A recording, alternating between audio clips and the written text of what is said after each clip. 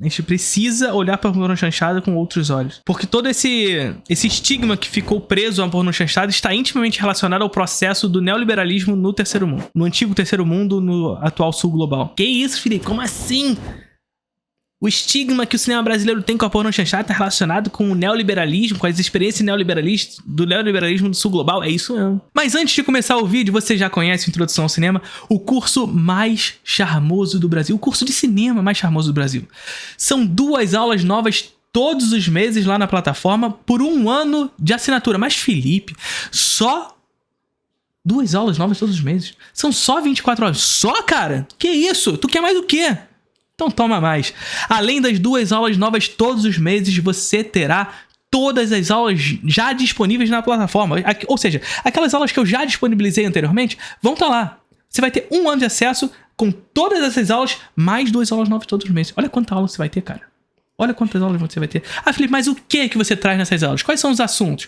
Linguagem, teoria, história, crítica, política relacionada à produção cinematográfica. Já tivemos aulas sobre neorrealismo italiano, a obra de arte na era da sua reprodutibilidade técnica, contra-interpretação, enfim, cinema como espelho, cinema como olhar, enfim, tem tudo lá, voyeurismo, tem tudo lá, e tu tá aí e não se inscreveu ainda. Tá esperando o quê? Link na descrição do vídeo.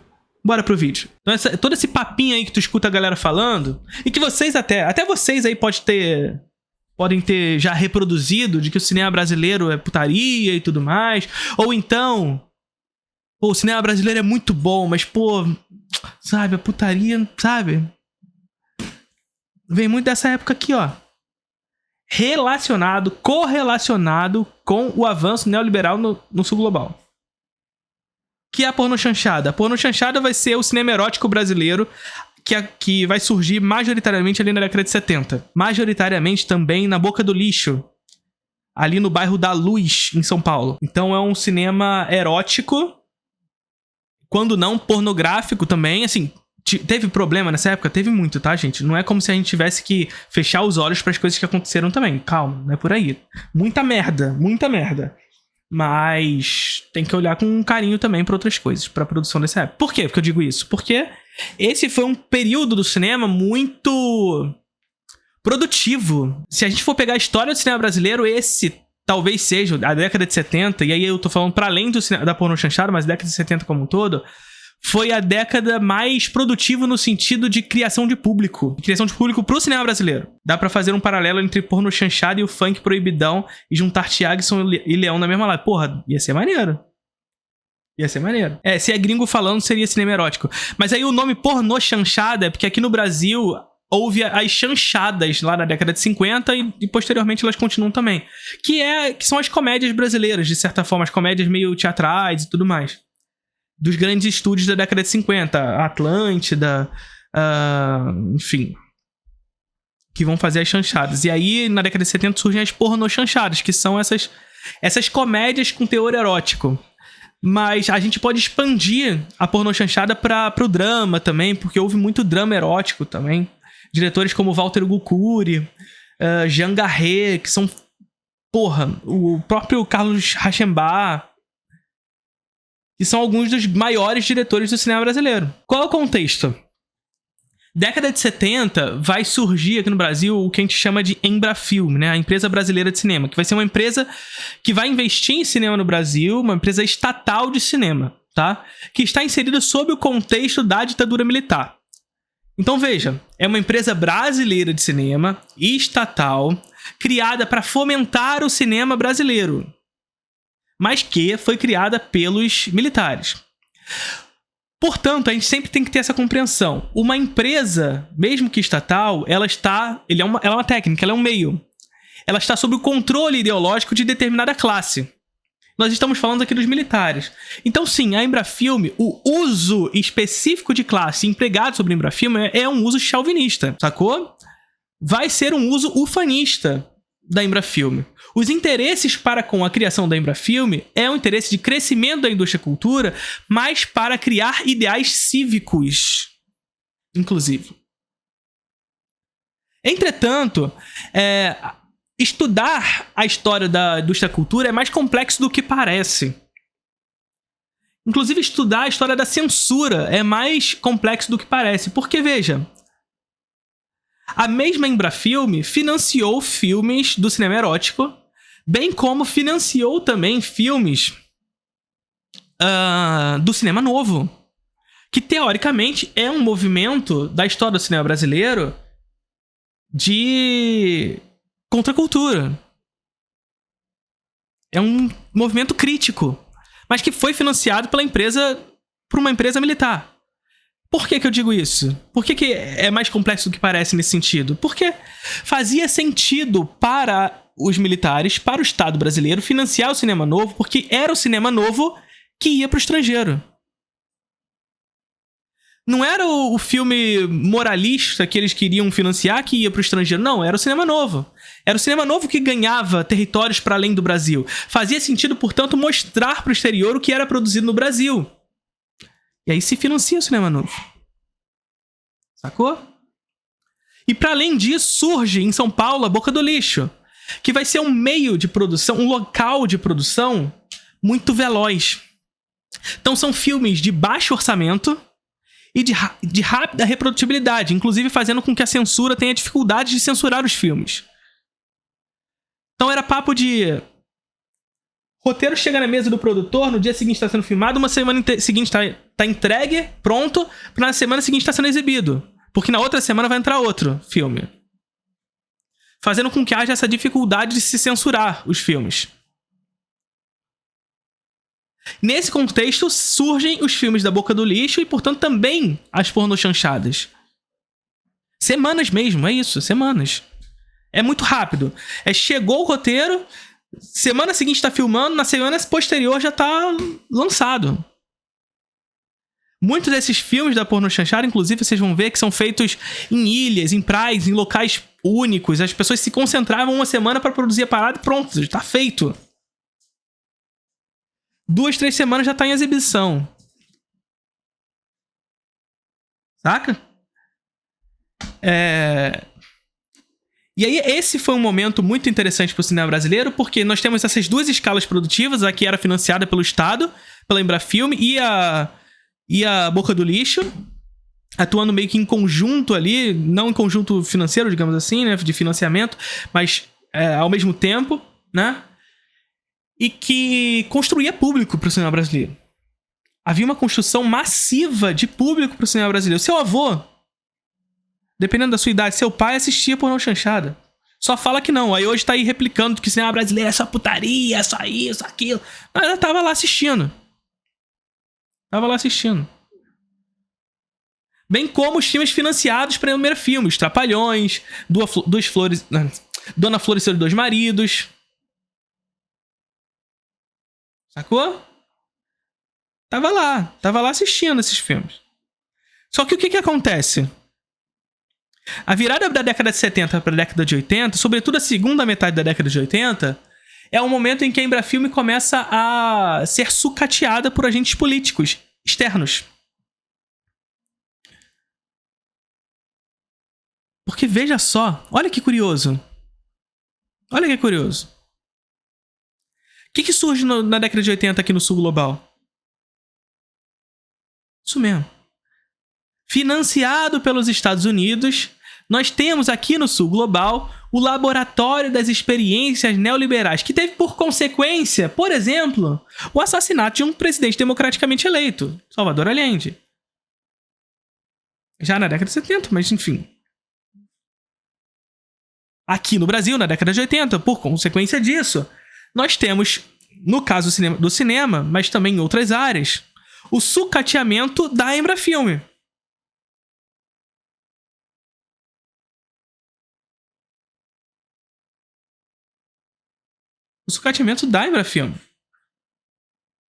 Então, essa empresa brasileira que vinha a partir de fomento direto ao cinema, que vinha construindo público para o cinema brasileiro pelos espectadores brasileiros, começa a ser sucateada por esse discurso neoliberal que vem financiado pelos Estados Unidos. Que discurso é esse? A Embrafilme tem corrupção. A Embrafilme tem clientelismo. O Estado não consegue gerir dinheiro público para fazer filme que as pessoas não querem ver.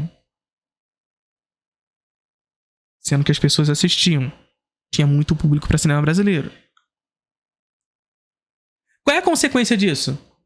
A Embrafilme vai se sucateando. Até que em 1992, ela é extinta no governo Collor.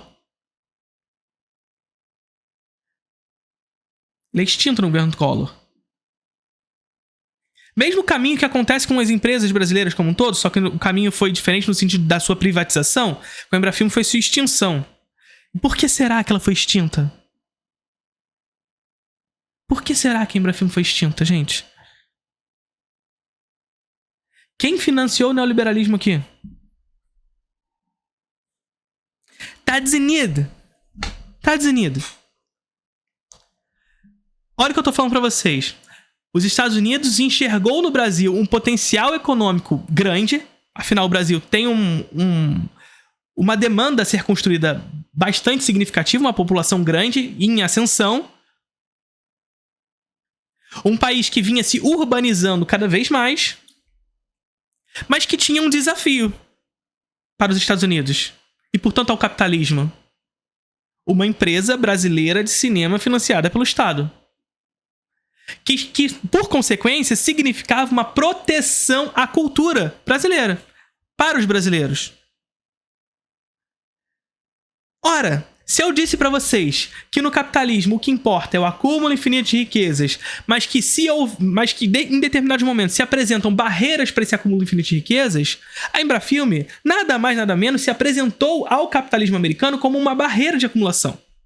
O que a gente faz? Destrói essa porra. Destrói. Tira da frente. Como? Financia o neoliberalismo no terceiro mundo. Mostra pra eles que o neoliberalismo vai ser bom pra eles. Mostra pra eles que o caminho é privatizar a porra toda.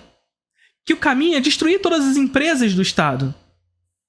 Mostra pra eles. Faz. Confia. Confia.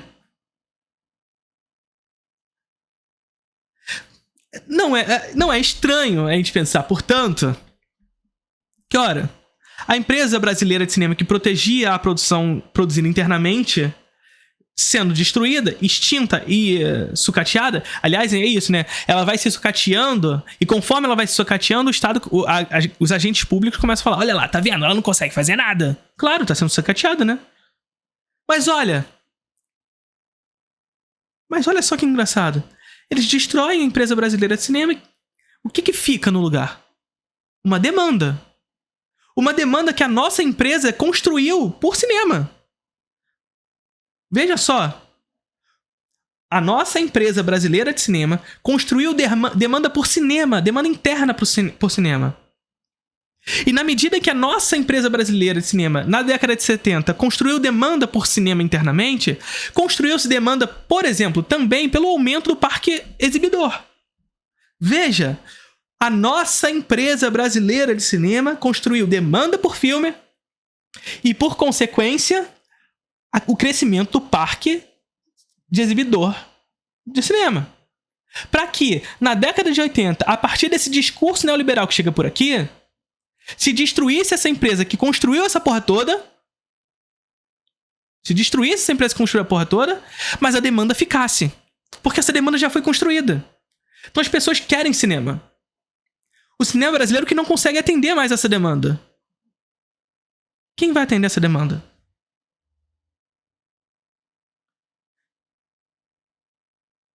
Quem será que vai atender essa demanda? Eles mesmos. Eles mesmos. Estados Unidos da América. Hollywood.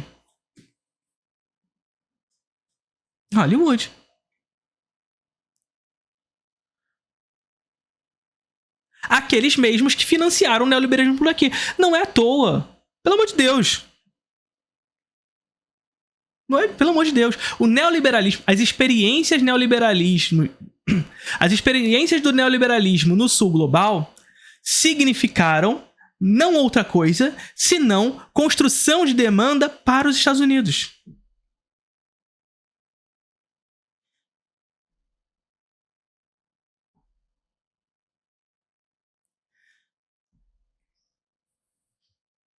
Então, somente isso. Não só no cinema, como em tudo. Mas como aqui a gente fala de cinema, vambora. Aí vocês não vão me achar estranho que a partir da segunda metade da década de 80, 90 em diante, que o parque exibidor do Brasil não seja dominado por filmes americanos? E aí o liberal vem falar pra gente, não, se tá sendo exibido é porque é bom. Se não é bom, é claro que não vai ser exibido. Porra, é impressionante como a cabeça desses cidadãos são queimadas, assim, derreteu o cérebro. Porque se a gente pensa isso, mais uma vez, se a gente pensa dessa forma, a lista de maiores bilheterias de todos os tempos é a lista de melhores filmes de todos os tempos, gente, pelo amor de Deus.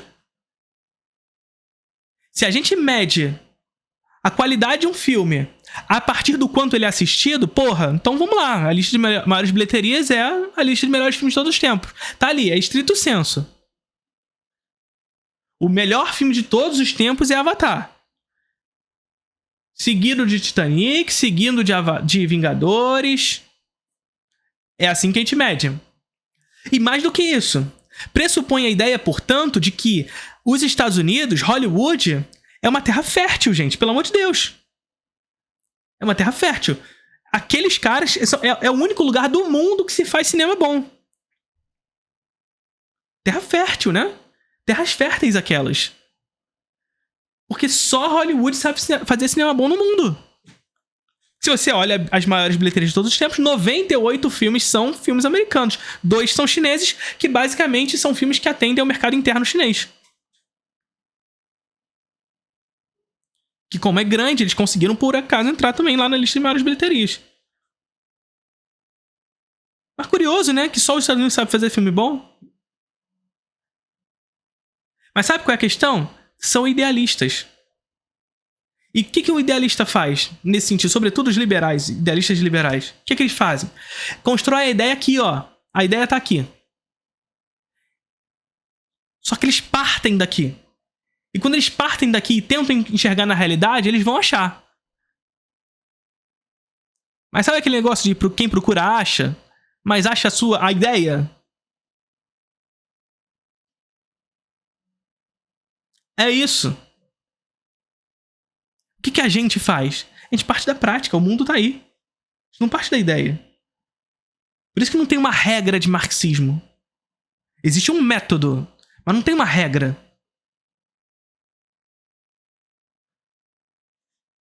O marxismo demanda, a partir do método dialético histórico,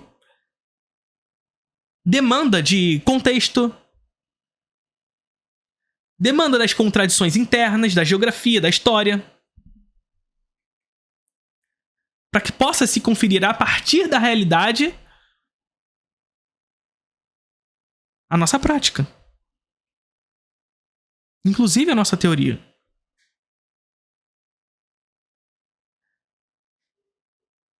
Saca? Só que eles partem daqui. E aí o que eles partem daqui? Ah, filme bom é filme que é assistido. E eles começam a replicar isso na cabeça deles e tentam encontrar na realidade. Mas, pelo amor de Deus, não é assim. Não é assim. Não é assim que a realidade nos mostra. Não é assim que a prática nos mostra. E aí, quando eu disse pra vocês lá no início que todo o discurso de que a pornochanchada, toda a difamação que surge na pornochanchada está intimamente relacionada ao financiamento do neoliberalismo no terceiro mundo, é isso aí que eu estou dizendo. Porque lá na década de 80, quanto a Embrafilme está sendo sucateada, ela é sucateada tanto na prática econômica como na prática do imaginário, a construção ideológica na população. De que o cinema brasileiro é uma porcaria, de que só faz putaria, de que só faz comédia boba. E esse discurso vai se replicando ao longo da história, chegando na década de 90, 2000, fazendo-nos crer, inclusive, que o cinema brasileiro só faz filme do Leandro Hassum, do Paulo Gustavo, da Ingrid Guimarães. E quando eu tô falando isso, eu não estou desmerecendo esses artistas, porque, inclusive, a comédia brasileira é muito importante para a construção de público internamente. Mas eles tentam nos fazer crer, através da ideologia, de que o cinema brasileiro só faz isso. Crendo, inclusive, que o cinema argentino do nosso lado é melhor que a gente. Nunca assisti um filme argentino na vida, senão 2, 3 filmes do Ricardo Darín. Mas o cinema deles é melhor que o nosso. Mas também nunca assisti um filme brasileiro, senão aqueles da Globo Filmes. Senão os Cavaleiros do Apocalipse do cinema brasileiro. Bacurau, Alto da Compadecida, Cidade de Deus, Tropa de Elite.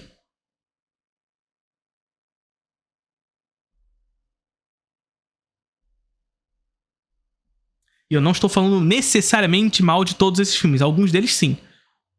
E Central do Brasil aí no meio também, né? Eu não estou falando mal desses filmes.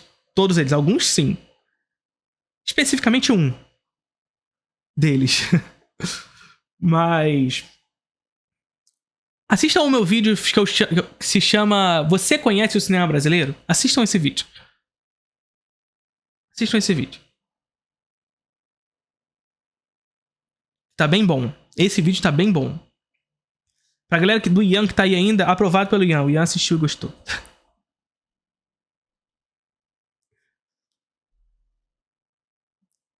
Tá bom? Então é isso. A gente precisa desvincular essa ideia de difamação pra pornochanchada e olhar pra pornochanchada de maneira mais complexa. Tá? Quando eu digo olhar de maneira mais complexa, é olhar que dentro dessa complexidade que foi a pornochanchada, há coisas terríveis e há coisas que a gente precisa aproveitar para reconhecer, inclusive, a nossa história. E o nosso modo de fazer. E um processo de construção de público pelo qual a gente precisa conquistar. Novamente. E que hoje é ainda mais difícil, porque, enfim, o domínio hollywoodiano sobre o Brasil é devastador, né? A gente talvez tenha perdido aí o fio da meada nesse sentido, que a década de 70 estava nos trazendo, mas isso não significa que a gente tem que desistir, muito menos lutar por pauta mínima. Então vamos seguir. E seguir significa olhar para a história. Afinal, esse é o nosso método. E a pornochanchada é parte importante da nossa história. Tá bom? Então tá bom. Curtiram o vídeo?